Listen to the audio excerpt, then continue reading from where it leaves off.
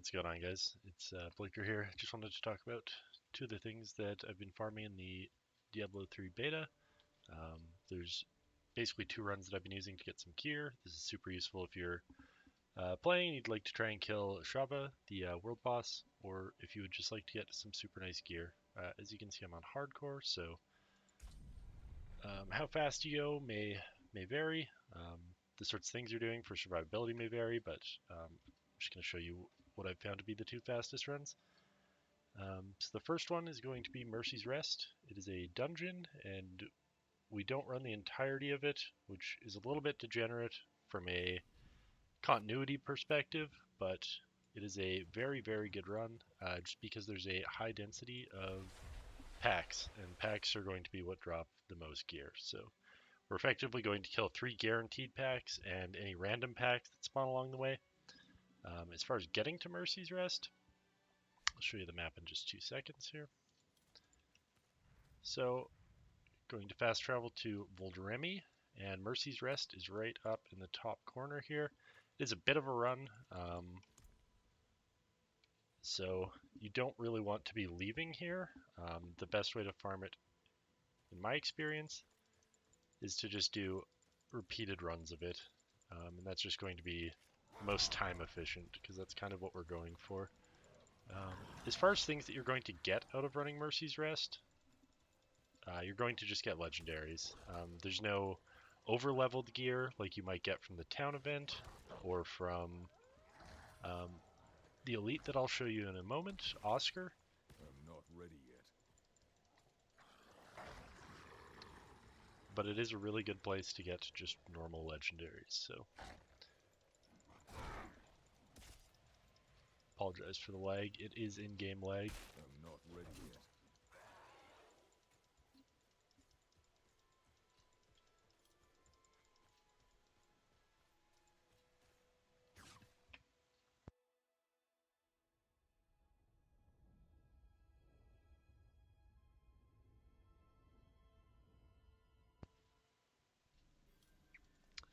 So Mercy's Rest has effectively 3 parts. This first part is basically 3 elites that will be stacked on top of each other. This can be a little bit dangerous, but it is very, very good loot.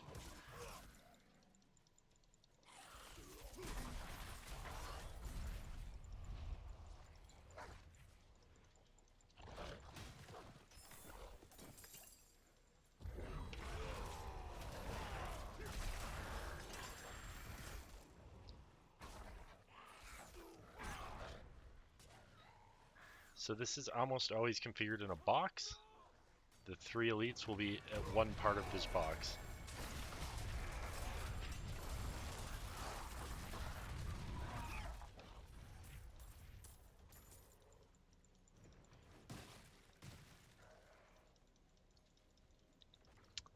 If you're going to maximize efficiency, movement speed's really good. You can get movement speed on a neck and on boots, and also on skills depending on what class you're playing, so it's relatively frequently an elite up there. I'm not ready yet.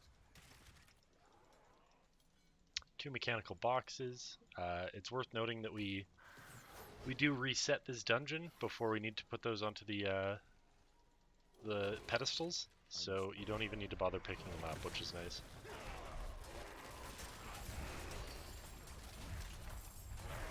Three elites in there. Then we go to the other wing, and reset.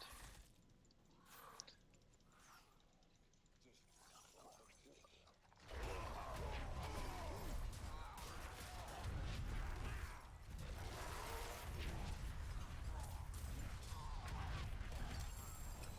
not ready yet.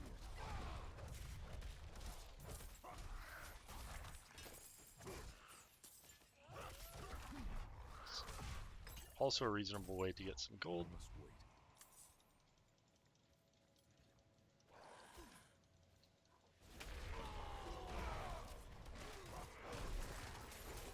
I must wait. These 3 packs can be a little bit spicy when you're not so geared, so do be careful. At that point, just going to reset dungeons. This will teleport you to the entrance, and you'll do it again. So I found this to be the highest density of like guaranteed packs that you can run into per unit of time.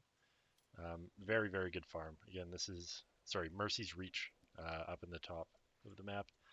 Next farm I want to talk about, this is a little bit more for if you're trying to min-max your character, which isn't really necessary, but if you are playing hardcore and you do want to kill the world boss, you're going to want to be pushing all of the survivability, all of the damage out of your character that you possibly can, and this is a great way to get a little bit of extra power.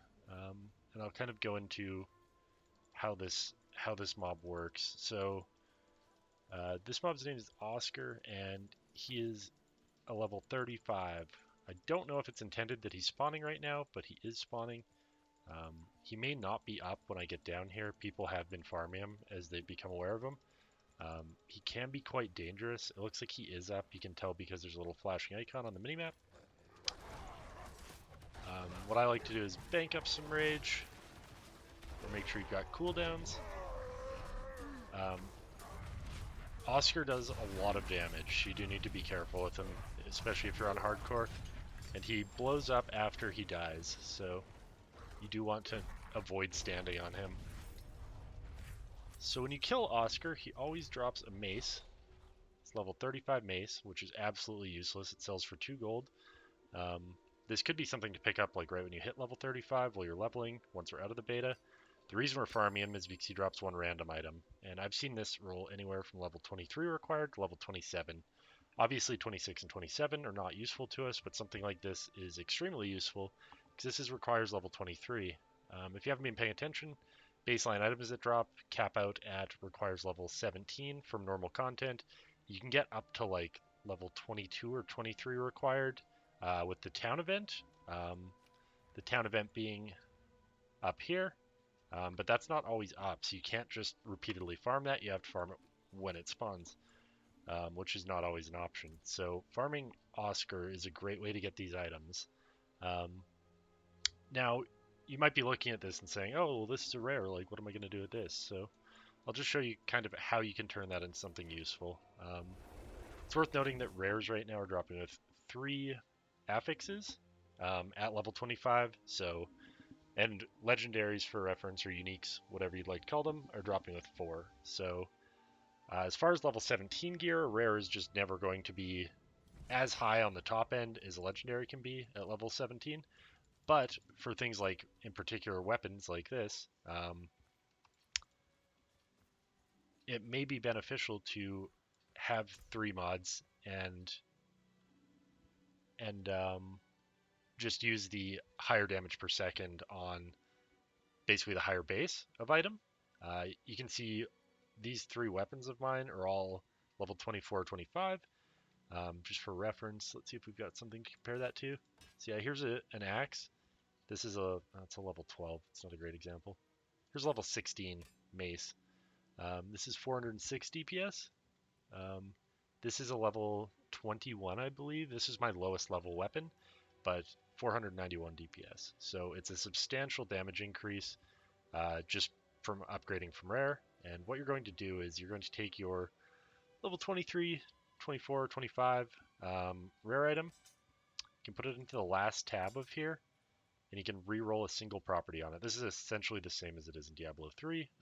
You can just repeatedly re-roll this. It is quite expensive after the first re-roll, so you do want to be a little bit careful with your gold, especially if you're trying to save up for stash tabs. But for example, on this item, I'm not using my basic attack, so I might replace that. And strength is a fine stat, so we'd take that. Obviously, I could roll this better, but I'm not going to use it. From there, you could take this and you could imprint an aspect onto it. You could be pulling an aspect off of unique with extract aspect, or you could just be using one of the aspects you get from dungeons, and that will upgrade your rare item to unique, at which point you'll have something that looks like this. You can see this has a rerolled property on it. That's the 27 strength. You can see this has rerolled 6% core skill damage. And yeah, these are just going to be, weapons in particular are going to be a big power upgrade. There's also some interesting things with things like gloves, pants, chests, particularly if you're buffing your main skill. So this has +2 whirlwind. Normally, I think level 17 items sometimes can roll +2 to a core skill or another skill, but the higher level items have basically a much higher chance of being able to roll +2, which is extremely valuable when you're trying to push your damage as high as you can. At any rate, I just wanted to explain the two things I've been farming and sort of how you can be efficient in doing them. Thanks for watching.